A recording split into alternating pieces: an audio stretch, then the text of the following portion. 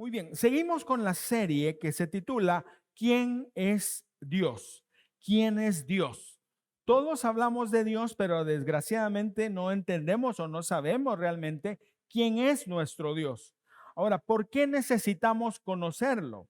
Necesitamos conocerlo porque no podemos amar, adorar y servir a un Dios que no conocemos.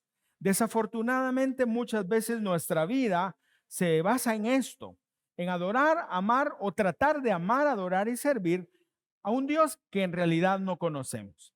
Así que por eso hemos estado aprendiendo y el mensaje de hoy es el sexto de la serie y la pregunta es, ¿quién es Dios? La respuesta es, Él es el Dios Santo, el Dios Santo. Y quiero invitarle que vaya conmigo a Isaías capítulo 6, versos del 1 al 5.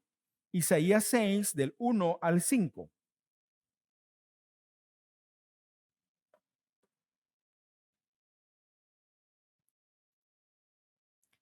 Dice la Biblia, el año en que murió el rey Usías, está hablando Isaías, dice, vi al Señor sentado en un majestuoso trono y el borde de su manto llenaba el templo. Lo asistían poderosos serafines, cada uno tenía 6 alas. Con 2 alas se cubrían el rostro, con 2 se cubrían los pies y con 2 volaban. Se decían unos a los otros, Santo, Santo, Santo es el Señor de los ejércitos celestiales. Toda la tierra está llena de su gloria. Sus voces sacudían el templo hasta los cimientos y todo el edificio estaba lleno de humo. Entonces dije, todo se ha acabado para mí. Estoy condenado porque soy un pecador. Tengo labios impuros y vivo en medio de un pueblo de labios impuros. Sin embargo, he visto al Rey, el Señor de los ejércitos celestiales. Este pasaje y también Apocalipsis 4:8 son los únicos 2 pasajes donde aparece esta frase. Santo, santo, santo. Eso se llama trisagio o la repetición de 3 veces de eso. Ahora, ¿por qué está ahí? ¿Por qué se usa? Los hebreos utilizaban la repetición para enfatizar. Por ejemplo, cuando le habló Jesús a Simón Pedro, le dice, Pedro, Pedro, está enfatizando, quiere que ponga atención. No es este el caso. Aquí el caso es diferente. Cuando se utiliza una repetición triple, se está hablando de lo más grande que hay, la magnitud más alta que pueda haber. Por eso dice santo, santo, santo. La Biblia nunca dice que Dios es bueno, bueno, bueno. Tampoco dice que Dios es amor, amor, amor, o que Dios sea todopoderoso, todopoderoso, todopoderoso. Pero sí dice que Dios es santo, santo, santo. Y eso debe llamarnos a nosotros la atención, porque está hablando de la esencia de Dios mismo. Dios es un Dios santo. La primera pregunta es esta. ¿Qué significa, y este es nuestro primer punto, qué significa que Dios es santo? ¿Qué significa que Dios es santo? Vamos a usar una definición que es importante para poder ponerle límites a lo que vamos a hablar. Y quiero leerla, ustedes pueden leerla también. Dice, la santidad de Dios es su grandeza inherente. ¿Qué quiere decir inherente? Que es propio de su ser, es de Él, no es externa, no es algo que se desarrolla, es algo que tiene y que es de Él. Entonces, la santidad de Dios es su grandeza inherente y absoluta. Algo absoluto es lo que está completo, que no se puede mejorar. De alguna manera es sinónimo de perfección, de alguna manera. Y sigue diciendo, ah, su grandeza inherente y absoluta, que lo hace perfectamente inconfundible por encima de todo lo que hay fuera de él mismo o aparte de él. Y está separado del pecado de un modo absolutamente moral. Miren, nosotros a veces utilizamos los adjetivos mal. decimos, este es lo más grande del mundo, y no es cierto, hay muchas cosas más grandes. Esta es la mejor cosa, no es cierto, hay cosas mejores todavía. Entonces, a veces tendemos a perder de vista en el lenguaje, en nuestro lenguaje en castellano, la grandeza de ciertas cosas porque usamos mal los adjetivos. En este caso no se están usando mal, se están usando correctamente. Cuando se dice que Dios es absoluta y perfectamente santo, estamos diciendo que no hay nada ni nadie que sea más santo que Él. Por ejemplo, cuando decimos que Dios es el todopoderoso, el más grande y el único capaz de hacerlo todo, nos estamos refiriendo exactamente a eso. Por eso es importante las definiciones. Ahora, la definición de santo se centra en un concepto y es el concepto de separación. Cuando la Biblia habla de santo, utiliza generalmente en el Antiguo Testamento la palabra kadosh, que significa literalmente cortar. Eso significa. La raíz es cortar, porque la idea es separar. Y en griego también hay dos palabras, se las menciono, josios y hagios, que significan lo mismo, separar, separar. Entonces, cuando estamos hablando que Dios es santo, lo primero que tenemos que entender es que es separado. ¿Separado de qué?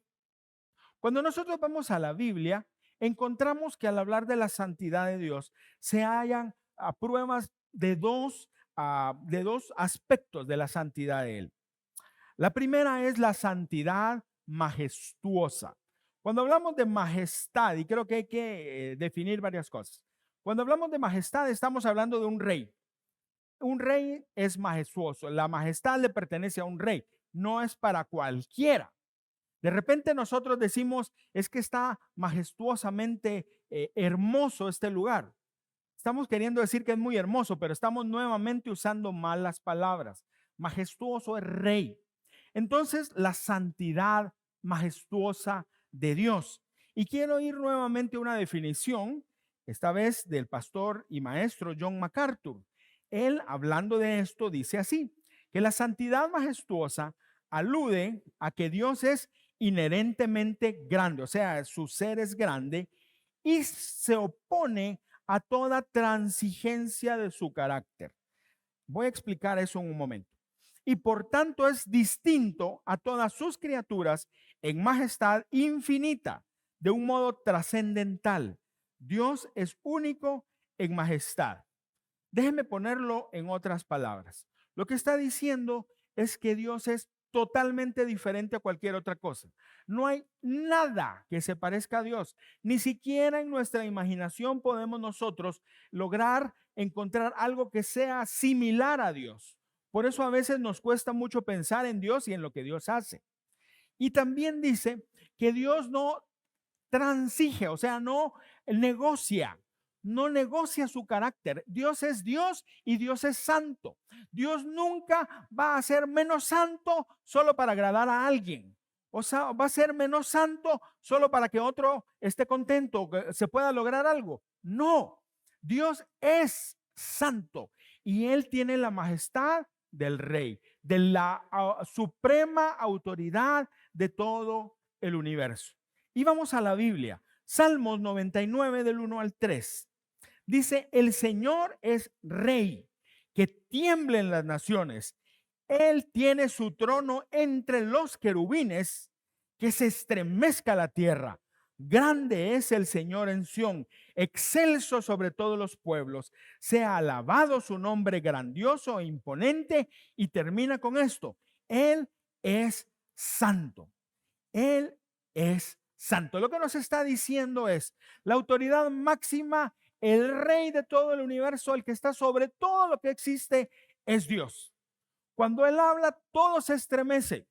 Cuando Él hace algo, todo se mueve, porque es imposible que no lo haga. Porque Él es la majestad, Él es el rey y su majestad es santa. Nuevamente, Kadosh, separado. Lo que está enfatizando aquí es, no hay nadie como Dios. Y quiero que quede muy claro esto. No hay nadie como Dios. Porque cuando nosotros venimos a adorar a Dios, no estamos adorando a cualquiera. Estamos adorando al Rey de Reyes, al Señor de Señores, al Dios del universo. Cuando usted levanta sus manos y ora, no está hablando con cualquiera. Está hablando con el más grande que pueda existir. A eso se refiere, santo. Y Dios mismo lo dice, Isaías 40:25. El Dios santo, nuevamente, el Dios santo pregunta, ¿con quién me van a comparar ustedes? ¿Quién puede ser igual a mí? En este pasaje, en este capítulo, está hablando Isaías acerca de los falsos dioses. Y Dios habla y dice, ¿quién puede ser igual a mí? ¿Quién puede ser igual a mí? Muchas veces nosotros tenemos el atrevimiento de decirle a Dios, yo soy como tú. Si yo pregunto si usted alguna vez le ha dicho a Dios eso, todos vamos a decir, no, nunca. Pero en la práctica sí lo hacemos. Cuando nosotros queremos hacer las cosas a nuestra manera, le estamos diciendo a Dios, yo sé más que tú. ¿Sabes qué? No eres tan diferente a mí. Cuando se enseña que los hombres somos pequeños dioses, se está haciendo eso, es blasfemia, eso es una herejía. Eso es, perdóneme que use esa frase, pero es escupirle en la cara a Dios. Porque Dios es totalmente apartado de su creación. No quiere decir que Dios no esté aquí. Vamos a ver en un momento un pasaje que habla de eso. Pero lo que estoy diciendo es que no somos iguales, no somos lo mismo.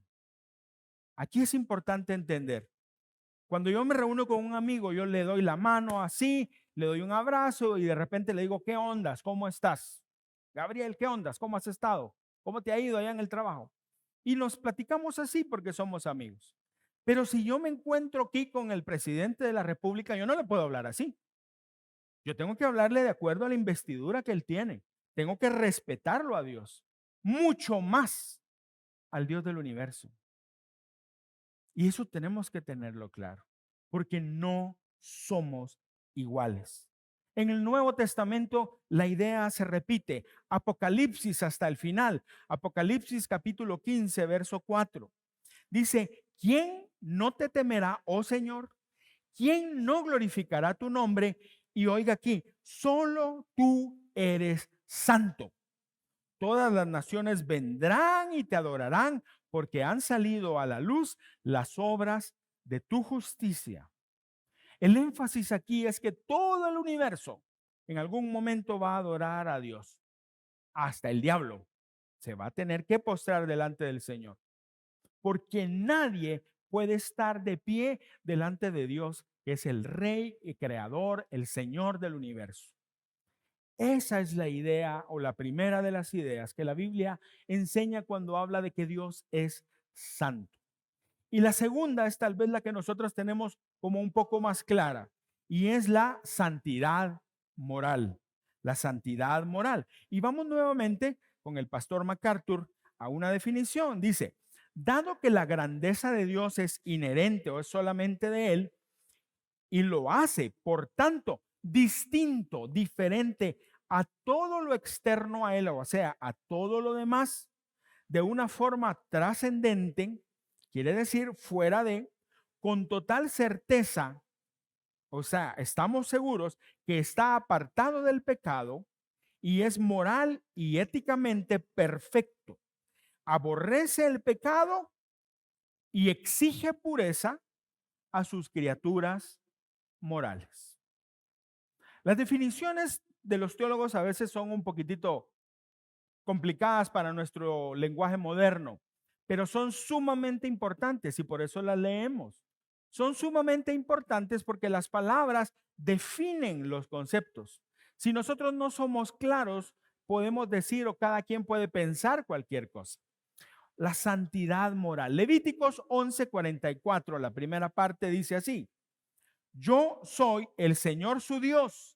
Así que, como consecuencia de, conságrense y manténganse santos, porque yo soy santo. Recordemos Dios está separado totalmente de toda su creación. Y una característica de eso es que Él es perfectamente santo. Él no tiene absolutamente, y aquí uso adjetivos, absolutamente nada que ver con el pecado. Está totalmente apartado del pecado. Y eso es lo que Dios dice. Pero agrega algo más. Ustedes sean santos como yo soy santo. No está diciendo, miren, si ustedes quieren, no. Ustedes sean santos porque yo soy santos. Entonces eso tiene otra implicación. El pueblo de Dios, Israel, en el Antiguo Testamento, el Israel de Dios hoy somos nosotros. Todos los que hemos creído en Jesucristo como nuestro Salvador y Señor. Y nosotros estamos llamados a ser santos. Esa es nuestra responsabilidad. No podemos nosotros responderle a un Dios santo de cualquier forma. Tenemos que responderle igualmente. Eso quiere decir que si Dios está apartado de su creación, nosotros, cuando habla la Biblia de nosotros como santos, no se refiere a los que no ponen los pies en el suelo, o que tienen un aura, o que andan todo el día así, sino se refiere a los que han sido apartados. ¿Apartados para qué? Apartados para Dios. Usted y yo hemos sido apartados para Dios. En este contexto, rápidamente les cuento, en Levítico 11, Dios le está hablando al pueblo de Israel y le está dando una serie de instrucciones. Los animo a que lo lean en casa. Y les dice qué animales podían comer y qué animales no. ¿Por qué lo hizo? Algunas razones fueron de higiene, sí. Algunos animales que contagian enfermedades y por eso los paganos que vivían alrededor de ellos se enfermaban y morían. Esa era una razón, pero había otra razón y tal vez más importante todavía. Y es que lo que Dios no quería es que su pueblo compartiera con los pueblos vecinos porque se iban a contaminar. ¿En qué sentido? Si nosotros queremos platicar, generalmente lo hacemos en una mesa, con un café, con un almuerzo, con una cena, con un desayuno, con lo que sea. La comida es una forma de unirnos y de compartir. Y lo que Dios quería es que ellos ni siquiera comieran con los paganos. Por eso lo que comía Israel era tan diferente de lo que comían sus vecinos, porque no había chance de que se reunieran a almorzar y a conocerse, porque Dios quiere dejar claro esto. Él es santo, Él es apartado y nosotros debemos ser apartados también, porque Dios no tiene nada que ver con el pecado. Josué 24:19, el discurso de despedida de Josué después de conquistar la tierra de Canaán. En el versículo 15, Josué dijo estas palabras que conocemos: ustedes hagan lo que quieran, pero yo y mi casa serviremos a Jehová. La gente entonces dijo, no, no, nosotros también vamos a servir a Jehová. Nosotros juramos que vamos a servir a Jehová. Vamos a ser santos, vamos a ser apartados. Y Josué les dice estas palabras, verso 19. Entonces Josué dijo, ustedes son incapaces de servir al Señor porque Él es Dios santo y Dios celoso. No tolerará sus rebeliones y pecados. En otras palabras, les está diciendo, ustedes pueden tener el buen deseo, pero no se puede porque Él es santo y ustedes no, porque Él es un Dios celoso. ¿Qué quiere decir eso? Quiere decir que Dios, la santidad para Dios es importante. Muy importante. Su propia santidad no se toca, no se cede, no se transige con ella. Y Él espera que nosotros seamos iguales. Uno de los, una de las cosas más difíciles, creo yo, cuando nosotros compartimos del Evangelio, aún para nosotros es difícil, es cuando llegamos a esta parte de la santidad. Porque todo el mundo, no, no, no, no, yo no quiero ser aburrido de ustedes que van a la iglesia y que solo con la Biblia en la mano, aleluyas. Yo no, no, yo quiero poder vivir la vida y gozarla. Porque tenemos la idea de que no podemos nosotros, o nosotros, mejor dicho, nosotros podemos tomar la decisión de hacer lo que se nos dé la gana y no es cierto. ¿Por qué? Porque Dios es un Dios celoso. Y no solo con los cristianos. Dios creó el universo y Dios espera que su santidad se manifieste en su universo, en el universo que Él creó. Por eso Dios también castiga el pecado, porque Dios no tiene absolutamente nada que ver con él y Dios va a castigar y castiga el pecado. Y a eso se refiere en el Nuevo Testamento, 1 Pedro 1, 15 y 16. Dice así el apóstol: más bien sean ustedes santos. Ya no le están hablando a Israel del Antiguo Testamento, sino a los cristianos del Nuevo Testamento.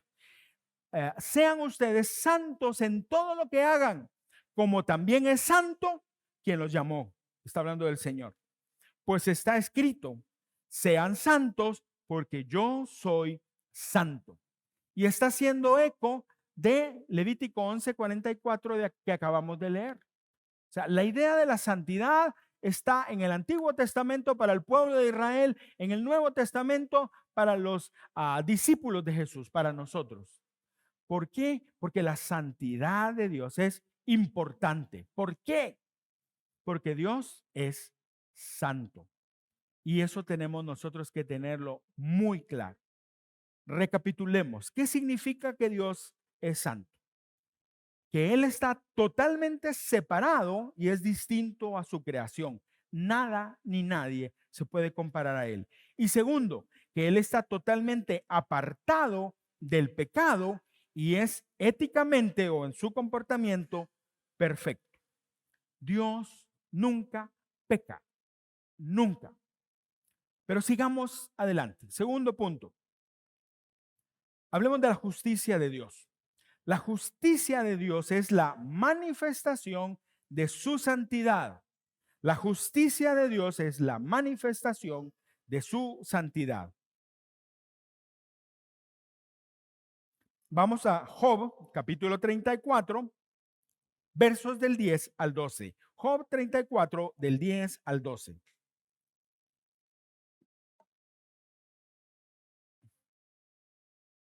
Uno de los amigos de Job dice estas palabras: escúchenme ustedes que tienen entendimiento. Todo el mundo sabe que Dios no peca. El Todopoderoso no puede hacer nada malo. Se está refiriendo a la santidad de Dios. Versículo 11. Él paga a las personas según lo que hayan hecho. Las trata como se merecen.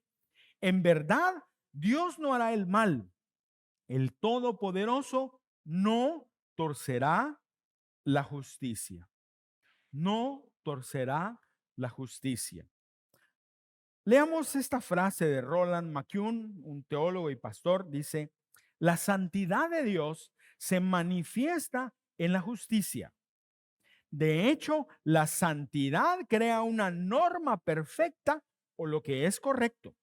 Y la justicia de Dios es de conformidad con esa norma perfectamente correcta. ¿Cuál es esa norma? La santidad de Dios. La santidad de Dios. Habacuc 1:13 dice: tú, hablándole a Dios, eres tan puro que no toleras a los que hacen maldades, ni te quedas callado ante la injusticia. Habacuc está hablando aquí, está hablándole al Señor porque está preocupado. Él ve que a su alrededor todo se está destruyendo porque viene el castigo de Dios, es inminente el castigo de Dios. Y entonces la gente estaba reclamando, ¿por qué? Y Habacuc dice: tú eres tan puro que no toleras a los que hacen maldades. O sea, tú has visto lo que tu pueblo hace y les vas a pagar de acuerdo a sus consecuencias. Y dice: no, ni te quedas callado ante la injusticia. Dios no se queda callado ante la injusticia de otro contra ti y específicamente también de la tuya propia.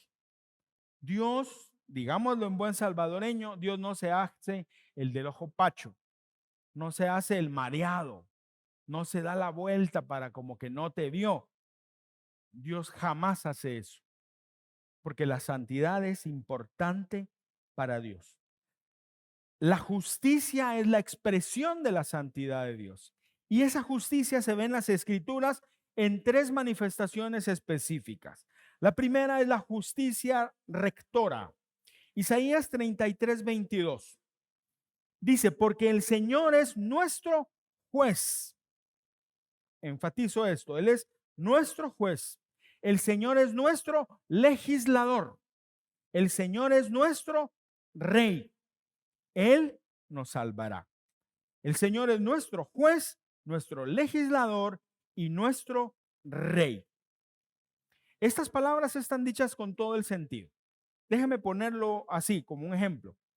Los gobiernos republicanos tienen una clara división de poderes. Está el poder ejecutivo, el poder legislativo y el poder judicial. Esto se hizo así porque no es bueno que nadie tenga todo el poder absoluto. El único que puede tener el poder absoluto y lo usa correctamente es Dios. Después, nadie lo puede hacer. Entonces, el poder ejecutivo se encarga de ejecutar los planes y las leyes, pero no hace las leyes. El poder legislativo, la Asamblea Legislativa, el Congreso o el Senado, sea como se llame, ellos se encargan de escribir las leyes, pero no aplican esas leyes. Quien aplica las leyes es el Poder Judicial, los jueces. Ellos se encargan de aplicar. Una democracia republicana funciona así. Ahora, Dios no es así. Dios es el rey, es el juez y Él es el legislador. Él es todo. Él establece las leyes. Cuando nosotros decimos, es que no hay que matar a nadie. No es algo que de la bondad humana que uno diga, no, vamos a convivir correctamente, no nos vamos a matar unos a otros. No, es que Dios dijo, no matarás. Y Dios estableció claramente las leyes. Y esa es la justicia rectora de Dios, la justicia que establece las leyes. Y no solo las establece, Él juzga en base a esas leyes. Y Él ejecuta el juicio en base a esas leyes también. Por eso, cuando nosotros pecamos y no pedimos perdón a Dios, nosotros estamos sujetos al castigo porque hemos transgredido la ley de Dios. Y Dios puede castigarnos, y no voy a decir puede nada más, voy a decir debe castigarnos. ¿Por qué? Porque Dios no deja el pecado sin castigo jamás. Por eso, mis hermanos, es tan importante que nosotros compartamos el evangelio del Señor a aquellos que amamos. Porque la Biblia es clara y eso fue algo establecido por Dios, porque la paga del pecado es muerte. Todo aquel que no ha recibido el perdón de sus pecados por medio de Jesucristo, su destino eterno es muerte y no hay vuelta de hoja. Nadie se va a salvar de eso excepto que reciba sobre él la justicia de Jesucristo. Esa es la única manera. Si nosotros amamos a alguien, compartámosle del evangelio de Cristo. Yo no quiero imaginarme a mi familia en el infierno. Yo no quiero hacerlo. Pero eso es lo que va a pasar, porque eso es lo que dice la Biblia. Es que qué injusto, qué duro. No es una regla que yo hice, una ley que yo hice, es una ley que Dios hizo. No, es que Dios es injusto. Cuidado, eso es hasta blasfemo decirlo. Dios no es injusto porque Él establece las reglas. ¿Y por qué las establece Él? Porque Él es el Dios santo. Él es el rey. Él es el rey, Él es el legislador y Él es el juez. Delante de Dios estamos perdidos, excepto por Jesucristo. Por eso es que Jesús es tan importante para nosotros. Por eso lo que pasó en la cruz es tan importante para nosotros. Por eso la cena del Señor nos recuerda eso. Y cuando nosotros tomamos la cena del Señor debemos recordar a dónde íbamos y de dónde el Señor nos salvó. Y eso debe llenar de corazón, perdón, de gratitud nuestro corazón. Salmos 99:4. Oh Rey oh Rey poderoso, tú amas la justicia. Tú fuiste quien estableciste la igualdad. Has hecho justicia y obrado con rectitud con Jacob. Dios es el único juez justo. Yo tengo una amiga que es jueza y tengo un amigo que fue juez también. Pero los humanos se equivocan. Puede ser gente muy recta, pero se puede equivocar. El único que no se equivoca jamás es Dios. Ahora, Él es el juez, el rey y el legislador, porque Él tiene ese poder, esa prerrogativa. Segunda forma en la cual la justicia de Dios se muestra, la justicia remunerativa, de remunerar. Salmo 58:11. Dirá entonces la gente, ciertamente los justos son recompensados. Ciertamente hay un Dios que juzga en la tierra. Está hablando en este pasaje, o el salmista está contrastando los juicios humanos imperfectos y los juicios divinos perfectos. Y está diciendo, los hombres pueden arruinarlo todo, pero Dios jamás lo va a hacer. Y dice esto, los justos son recompensados. ¿Cree usted que Dios recompensa su fidelidad? Amén. Yo sí lo creo. Y la Biblia lo dice. Porque eso es lo que Dios hace. Dios juzga correctamente. Hebreos 11:6 dice, nadie puede agradar a Dios si no tiene fe. Cualquiera que se acerque a Dios debe creer que Dios existe y que premia a los que lo buscan. Está hablando de fidelidad. Dios premia a los que lo buscan. Ahora quiero enfatizar algo. Esto no quiere decir que yo puedo ser tan bueno y que entonces Dios me tiene que recompensar porque yo soy demasiado bueno. No, la Biblia es clara en esto. Dice, por cuanto todos pecaron, están destituidos de la gloria de Dios. Isaías lo pone de una manera muy gráfica. Dice que la justicia del hombre es como trapos de inmundicia. ¿Qué eran esos trapos de inmundicia? Eran los trapos con los que se limpiaban las llagas supurantes, los leprosos. Lo mejor que yo puedo hacer es como ese trapo que tiene pus. Eso es lo mejor que yo puedo hacer. Lo mejor que la mejor persona del mundo puede hacer es lo mismo. Y delante de un Dios santo, ¿de qué sirve eso, mis amigos? De nada. Entonces, ¿cómo es que Dios premia a los justos, que dice aquí, o a los fieles? ¿Cómo lo hace? Lo hace por medio de la gracia, por su gracia, por medio de Jesucristo. Nosotros podemos esperar la justicia de Dios, la retribución, el premio, la recompensa de Dios por la gracia que Él mismo nos ha dado. Y la tercera forma como se manifiesta la justicia divina es la justicia retributiva, que retribuye o que paga de acuerdo a lo que se merece. Nahum 1:3 dice, el Señor es lento para la ira y grande en poder. Y oiga esto, ciertamente el Señor no dejará sin castigo al culpable. No dejará sin castigo al culpable. ¿Por qué no puede hacer una excepción Dios? Porque Dios es santo. Cualquier traza de pecado en el universo es una ofensa contra Él y Él no la puede dejar pasar. Dios tiene que actuar en contra del pecado. No hay nada peor que el pecado. Y Dios actúa.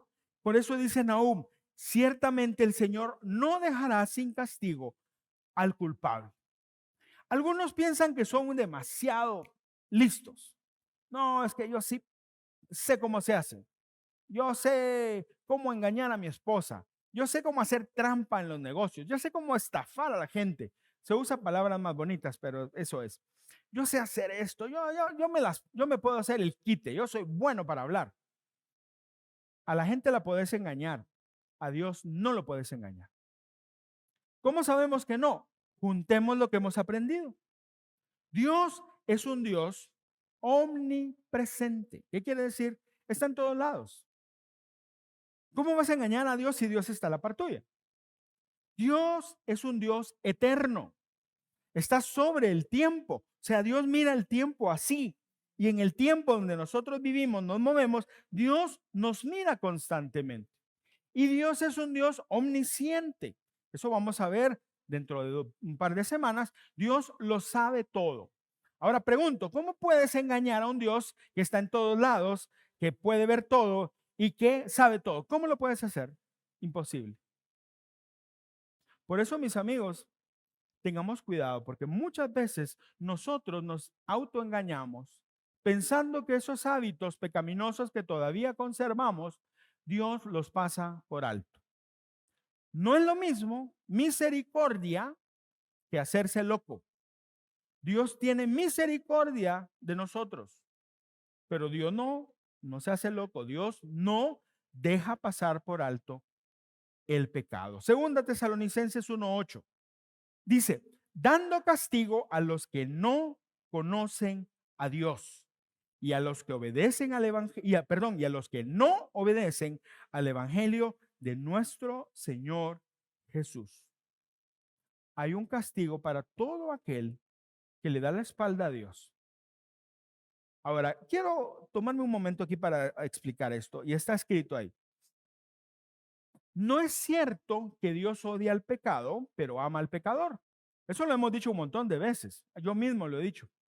Dios odia al pecado, pero ama al pecador. No es cierto. Dios ama y odia al mismo pecador. Dios ama y odia al mismo pecador. Lo odia porque es un antagonista vivo y voluntarioso de la verdad y la santidad. Lo odia porque el pecador se opone conscientemente, deliberadamente, tercamente, cuando uno está, se me fue la palabra, con arrogancia. Arrogantemente se opone uno a Dios. Dios odia al pecador por eso, pero al mismo tiempo lo ama como una criatura capaz de hacer el bien, pero que está arruinada por su transgresión, por el pecado. Y ojo, es el pecador quien es castigado, no es el pecado. En el infierno no va a haber robo, estafa, no va a haber mentira, no va a haber adulterio, no. Van a haber gentes que robaban, gentes que adulteraban, gentes que mentían. Son los pecadores, no es el pecado. O sea, no es cierto que Dios ama al pecador, pero odia al pecado. Ahora, Dios pudo, y esto es la maravilla, la próxima semana que hablemos del amor de Dios, nos vamos a dar cuenta cómo todo conecta. Porque Dios pudo haber resuelto muy fácilmente el problema del pecado en el mundo. Muy fácilmente. ¿Sabe cómo? Se acabó. No hay pecado. Dios pudo haber destruido al diablo y pudo haber acabado con la raza humana y no tendría problemas de pecado. Es más, no hubiera tenido que dar a su Hijo Jesús para poder resolverlo todo. Pero ahí es donde vemos el amor de Dios que camina de la mano con el juicio, con la justicia y con la santidad de Dios. Porque Dios es un Dios bueno y es un Dios santo y es un Dios justo. Recapitulemos este segundo punto. ¿Qué significa que Dios manifiesta su santidad a través de su justicia?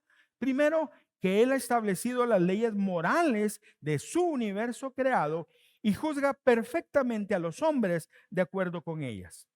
Que Él, por su gracia, recompensa la obediencia a sus leyes. Y también que Él no dejará sin castigo a todo aquel que viola sus mandatos. Y esto nos lleva al tercer punto y final. ¿Cómo debe moldear mi vida la verdad de que Dios es santo? ¿Cómo debe moldear mi vida la verdad de que Dios es santo? no estamos solo aprendiendo conocimiento, teniendo conocimiento acerca del Dios Santo. O sea, ¿qué va a pasar con mi vida a consecuencia de que Dios es santo? ¿Cómo debe moldear mi vida? Primero, honrando la santidad de su nombre. Isaías 57:15 dice, porque lo dice el alto y excelso, el que vive para siempre, cuyo nombre es santo. Yo habito en un lugar santo y sublime, totalmente apartado, pero también con el contrito y humilde de espíritu, para reanimar el espíritu de los humildes y alentar el corazón de los quebrantados. El lenguaje que utiliza Isaías aquí es el lenguaje majestuoso, el del rey, porque dice que el rey es alto, excelso y dice santo, y utiliza la palabra kadosh en hebreo. Y dice que está en un lugar o habita en un lugar santo y sublime que ni siquiera podemos imaginar. Está hablando de la altísima majestad de Dios. Nuevamente, Él no es uno de nosotros. Él no es uno de nosotros. Ni siquiera la suma de todas las cualidades de toda la raza humana podría llegar a ser una pequeña parte de Dios. Dios es totalmente diferente a nosotros. Y su nombre santo lo indica, separado. Pero desafortunadamente hemos trivializado. Trivializado es quitarle la importancia a la santidad de Dios, al nombre santo de Dios.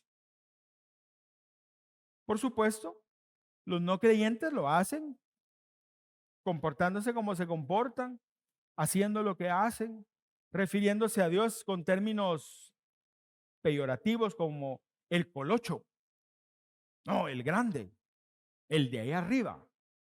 Eso es insultar a Dios, mis amigos. Ahora, ¿eso se puede esperar de los que no lo conocen? Claro que sí.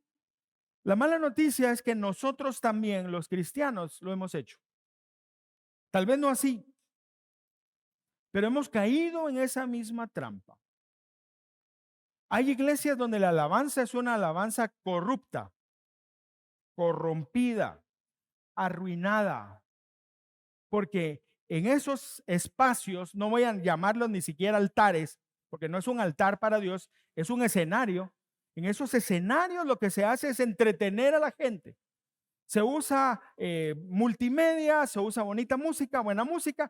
Yo no estoy en contra ni de multimedia ni de buena música, claro que no. Pero cuando se usa para entretener a la gente, se corrompió todo, porque eso no es alabanza, eso es entretenimiento. Entonces, mejor que te cobren por ir a oír un concierto, es lo mismo. La alabanza se ha corrompido cuando está dirigida al hombre y no al Señor de señores. Cuando la alabanza tiene como propósito que nosotros nos sintamos bien con nosotros mismos. Ah, yo me siento tan bien, me siento tranquilo, me siento feliz, me siento tomado en cuenta. Ay, qué lindo, qué lindo. No, la alabanza no es para eso. La alabanza es para decir, Señor es grande, el Señor es santo, el Dios todopoderoso debe recibir toda la honra. Para eso es la alabanza. Cuando la alabanza pierde su sentido, se corrompe y estamos nosotros mismos trivializando el nombre santo de Dios. Cuando hay congregaciones que no les interesa adorar a Dios porque piensan que la adoración o la alabanza y adoración es solo un punto en el programa. Y no importa si estoy o no estoy. Yo sé que algunos, pero, mire, lo voy a decir porque lo tengo que decir. Y eso no es nuevo. Mira, ya va a empezar, pero la alabanza termina a las 10:30. Lleguemos a las 10:25 y llegamos bien. Y eso pasa. Y quiero decirle, yo lo hice también. Eso es trivializar el nombre de Dios. O ministros de alabanza corrompidos por el pecado. Eso corrompe la alabanza y eso blasfema en contra de Dios. Y eso nosotros hemos caído en esa trampa. Púlpitos que han sido corrompidos. Mire, púlpitos desde donde se predica cualquier cosa bonita menos de la Biblia. Se habla de experiencia, se habla de planes bonitos, se habla de automotivación, se habla de un montón de cosas chivas, pero no se habla de la Biblia. Eso es un púlpito corrompido. Eso es una blasfemia en contra de Dios. Plataformas que se utilizan para manipular a la gente emocionalmente. El ambiente, la música, las palabras de quien está al frente sirven para que la gente sienta cosas. Y ahí entonces se hace y se dicen o se manda a hacer cosas a otros. Desde dame tu plata hasta hacer esto o hacer aquello o hacer lo que sea. Eso es corromper el púlpito de Dios. Y eso es blasfemar en contra del Dios Santo. Ministros que han sido corrompidos por el pecado. El hecho de que una persona esté en un púlpito y esté predicando no quiere decir que sea inmune al pecado. No, somos iguales todos. Yo estoy en contra de esa idea. Es una idea, es un concepto del Antiguo Testamento, del ungido de Dios. Se hablaba del rey, que era el ungido de Dios. Pero estoy en contra de esa idea que se utilice ahora. Porque entonces se le dice al que está en el frente que él es el ungido de Dios y él puede decir y hacer lo que sea. No es cierto. Primera Juan dice, todos tenemos la unción del santo. Entonces, si hay hombres ungidos aquí, somos todos los presentes. Y si son mujeres ungidas, son todas las presentes. Todos. Entonces, eso afecta a quien está al frente. Y quiero pedirle algo con toda humildad. Ore por mí. Ore por mí. Porque yo estoy así de caer como cualquiera de ustedes. Y si usted ora por mí, yo se lo voy a agradecer muchísimo. Si yo me paro aquí y hablo algo que no está en la Biblia, hábleme al final. No me vaya a tirar una botella desde aquí, pero hábleme al final y dígame, mira, pastor, metiste la pata, esto no es así. Eso me va a ayudar a mí. Porque nosotros tenemos que velar para que el púlpito de la iglesia sea un púlpito santo donde se honre al Señor. Y hay púlpitos donde se ha perdido totalmente la reverencia al Señor. Se hace fiesta, se hace, usando una palabra muy salvadoreña, changoneta, de lo que se hace en un púlpito y se pierde todo. Porque hemos trivializado el nombre de Dios.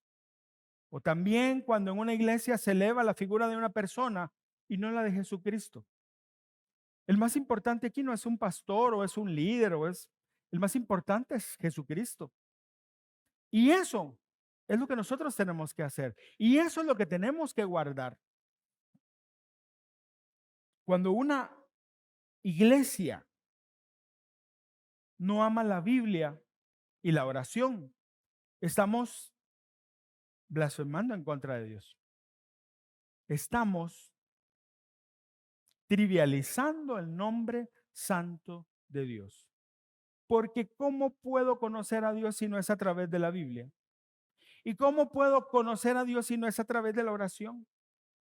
Yo no puedo decir que amo a Dios y que conozco a Dios si no leo la Biblia, si no oro.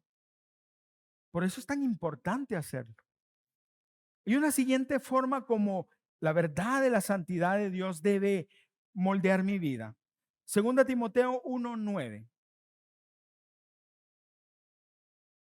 Dice, pues Dios nos salvó y nos llamó para vivir una vida santa. No lo hizo porque lo mereciéramos, sino porque ese era su plan desde antes del comienzo del tiempo, para mostrarnos su gracia por medio de Jesús. Dios nos salvó y nos llamó para vivir una vida santa. ¿Cómo debe moldear el saber que Dios es santo mi propia vida? Debe, no voy a decir inspirarme porque esto no es inspiración, sino debe impulsarme, esto es una orden, a vivir de acuerdo al propósito de Dios. ¿Qué quiere decir eso? Que debemos de vivir en santidad. Esa es la manera correcta de corresponder al sacrificio de Jesús. ¿Es importante alabar? ¿Es importante cantar? Sí. Pero lo más importante es obedecer a Jesús. Cuando obedecemos al Señor, obedecemos sus leyes, podemos entonces vivir en santidad. hagamos la última recapitulación. ¿Cómo debe moldear mi vida la verdad de que Dios es santo? Primero, honrando la santidad de su nombre. Y segundo, viviendo de acuerdo al llamado a la santidad que Dios nos hizo cuando recibimos su salvación.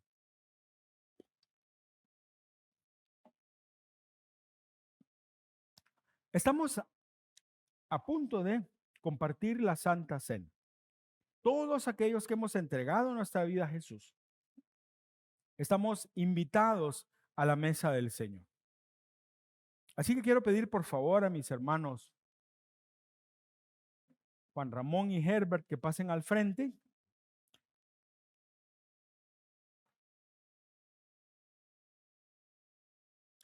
Y antes de tomar la Santa Cena, y esto creo que es muy a propósito, es un tiempo muy especial. Cuando Pablo habló de la Santa Cena a los corintios, llamó su atención, les llamó la atención, porque había mucho desorden, no solamente entre ellos, entre hermanos, sino también de pecado. Cosas muy grandes que se narran en el libro de Corintios, Primera Corintios. Pero hay un versículo que es con el que quiero cerrar este mensaje. Y es 1 Corintios 11:28. Y dice Pablo, cada uno debería examinarse a sí mismo antes de comer el pan y beber de la copa. Cada uno debería examinarse a sí mismo antes de comer el pan y beber de la copa. Quiero pedirle que cierre sus ojos ahí donde está. Señor, te damos gracias por tu palabra. Gracias, Dios, porque entendemos que tú eres un Dios santo, totalmente apartado. No hay nada y no hay nadie que pueda ser siquiera parecido a ti. Y tú estás apartado completamente del pecado. Entendemos que tu voluntad es que nosotros nos alejemos del pecado también. Lo que tú quieres es que nosotros seamos santos como tú lo eres, que nosotros nos apartemos de todo aquello que es pecaminoso. Señor, entendemos que es nuestra responsabilidad hacerlo. Bendito Dios, también entendemos que hemos fallado muchas veces. Constantemente hemos fallado. Constantemente caemos en pecado. Constantemente seguimos manteniendo dentro de nuestro corazón costumbres, pensamientos, hábitos, deseos que no deberían de estar ahí. Por eso, Señor, te pedimos que nos perdones. Venimos a la mesa, venimos a la Santa Cena, donde nos recuerda, Señor, este evento nos recuerda tu sacrificio, tu cruz, tu sangre derramada en la cruz. Nos recuerda que tú nos amaste de tal manera que diste tu vida, Jesús, por nosotros. Padre, a pesar de que nosotros pecamos, tú nos amaste de tal manera que enviaste a tu Hijo Jesús. Gracias.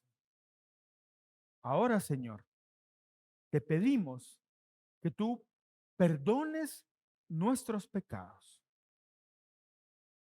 Voy a dejar un minuto para que cada quien, ahí donde está, en silencio,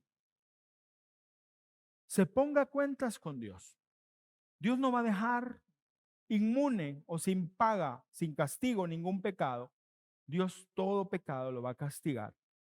Pero esto es un buen momento para que nosotros reconozcamos nuestros errores y le pidamos perdón a aquel que es bueno y justo para perdonar nuestros pecados y limpiarnos de toda maldad. Gracias, Señor, porque sabemos, Señor, que si nosotros confesamos nuestro pecado, tú nos perdonas y nos limpias.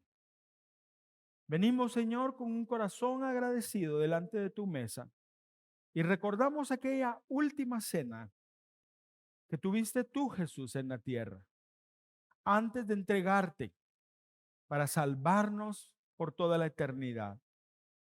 Estamos agradecidos por eso y ahora recordamos ese momento. Recordamos que somos inmerecedores de tu gracia y de tu amor, inmerecedores de ese sacrificio supremo. pero estamos agradecidos porque a pesar de eso, Jesús, tú diste tu vida por nosotros. Gracias.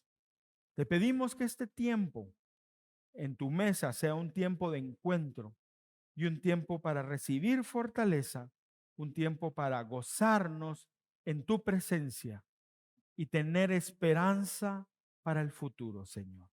En el nombre de Jesús. Amén.